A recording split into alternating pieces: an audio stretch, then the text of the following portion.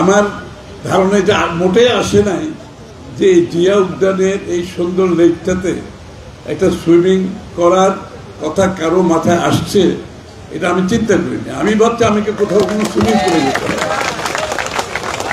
এটা হচ্ছে রাজনীতিতে এখন ভিশন থাকতে হবে, দূরদৃষ্টি থাকতে হবে।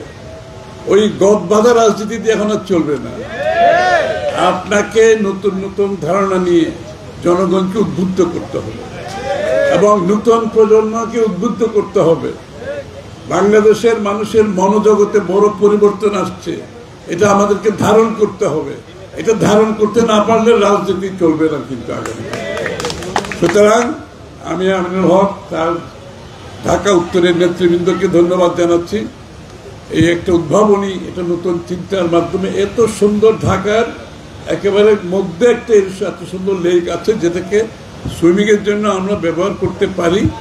এবং এই লেকের মাধ্যমে আমি যেটা আমি বলেছি, আমি বলছি শিশুদেরও একটা কম্পিটিশন করো, প্রতিযোগিতা করো। শিশুরাই কিন্তু এখন বেশি সুইমিং করতেছে, প্রত্যেক পরিবারের শিশুরা কম বেশি সুইমিং করে। তো তাদেরকে কেন প্রতিযোগিতায় নিয়ে আসবো না? এবং তাদেরকে প্রতিযোগিতায় আনলে তাদের মধ্যে যে সাহস বাড়বে। সুইমিং পুলে সুইম করা আর এত বড় একটা লেকে সাঁতরানোর মধ্যে অনেক বিশাল ব্যবধান আছে।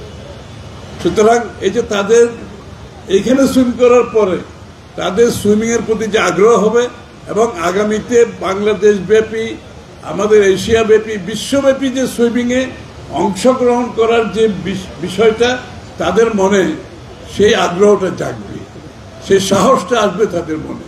সুতরাং আমরা এই সুইমিং পুল জিয়া উদ্যানের পাশে সৌভাগ্যবশত এমন একটি সুন্দর জায়গায়, জিয়া এখানে শুয়ে আছেন, আমাদের সুইমিং পুল এখানে, কি সুন্দর উদ্যান বাগান চারিদিকে, এর থেকে ভালো পরিবেশে সুইমিং করা উচিত হবে।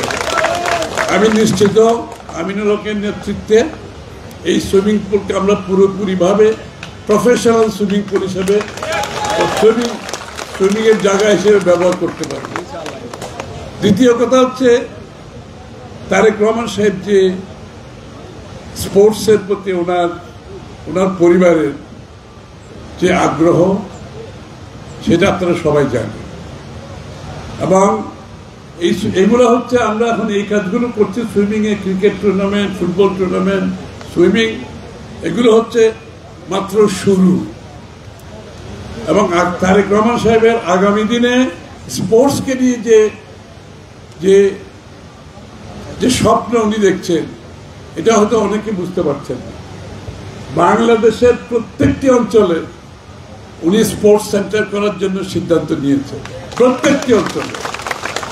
এবং এই স্পোর্টস সেন্টারের মাধ্যমে ক্রিকেট, ফুটবল, সুইমিং, যত ধরনের স্পোর্টস আছে, যার যেখানে যোগ্যতা আছে সবাইকে সুযোগ সৃষ্টি করা হবে, যাতে যার যেখানে সম্ভাবনা আছে, যার যেখানে আগ্রহ আছে, সে যাতে স্পোর্টসে অংশগ্রহণ করতে পারে। আমাদের দেশে আমরা রাজনীতিকে গণতন্ত্রের কথা বলি, কিন্তু স্পোর্টসকে তো গণতন্ত্রের কথা কেউ বলি না। স্পোর্টসকে গণতন্ত্রায়ন করতে হবে। বাংলাদেশের প্রত্যেকটি মানুষ যাতে স্পোর্টসে অংশগ্রহণ করার সুযোগ থাকে, তার জন্য স্পোর্টসকে গণতন্ত্রায়ন করতে হবে।